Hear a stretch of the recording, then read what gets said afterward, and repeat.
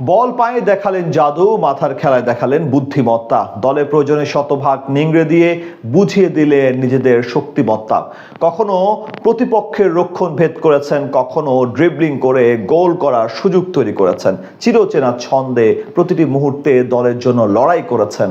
হাইতির বিপক্ষে ব্রাজিলের ম্যাচে এই তারকার এমন পারফরমেন্স ও ডেডিকেশন নিয়ে বাকিটা জানবো এই রিপোর্টে।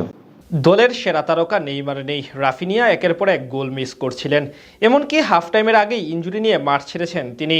এমন সময় দায়িত্বটা ভিনিসিয়াস জুনিয়রকেই নিতে হতো, আর সেটাই করলেন তিনি। গোল করলেন, করালেন, ম্যাজিক দেখালেন। সব মিলিয়ে ভিনিসিয়াস জুনিয়রময় এক ম্যাচ দেখলো গোটা বিশ্ব। কার্লো আনচেলত্তির পরামর্শে পুরো পাল্টে গেলেন এই রিয়াল মাদ্রিদ ফরওয়ার্ড। প্রথমার্ধের পুরোটা সময় তার ম্যাজিক দেখলো গোটা ফুটবল বিশ্ব। এবারের বিশ্বকাপে ব্রাজিলের জন্য সবচেয়ে বড় তারকা ভিনিসিয়াস জুনিয়র। তার উপরেই অনেকাংশ নির্ভর করতে হবে ব্রাজিলকে, সেটা বেশ ভালো করেই জানেন ভিনিসিয়াস জুনিয়র। তাই দায়িত্বটা নিজের কাঁধেই নিয়ে নিয়েছেন তিনি। প্রথম ম্যাচে মরক্কোর বিপক্ষে যখন পিছিয়ে পড়ে ব্রাজিল, তখন সেই ভিনি এসেই হাল ধরেন নিজ দলের। এবার হাইতির বিপক্ষে মহা গুরুত্বপূর্ণ ম্যাচে দেখালেন নিজের বাম পায়ের ম্যাজিক। নিজে যেমন গোল করেছেন, তেমনই গোল করিয়েছেন সতীর্থদের দিয়ে।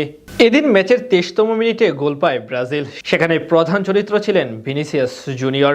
বাম প্রান্ত দিয়ে নিজের পায়ের কারিগরি দেখিয়ে প্রতিপক্ষ ডিফেন্ডারদের মাঝে গ্যাপ তৈরি করে সোজা গোলপোস্টে শট নেন তিনি। সেটি প্রথমে প্রতিহত হলেও ম্যাথিউ কোনাহ গিয়ে গোল দিয়ে এগিয়ে দেয় দেশকে। এরপর 36 মিনিটেও গোলের মাঝে অবদান রাখেন এই ফরওয়ার্ড। এবার ডি বক্সের মাঝামাঝি বল নিয়ে ফাঁকা জায়গায় খুঁজতে থাকেন তিনি। হাইতির রক্ষণের দেয়ালের মাঝখান নিয়ে অসাধারণভাবে স্পেস তৈরি করে ম্যাথিউ কোনাহকে সহজ সুযোগ তৈরি করে দেন ভিনিসিয়াস।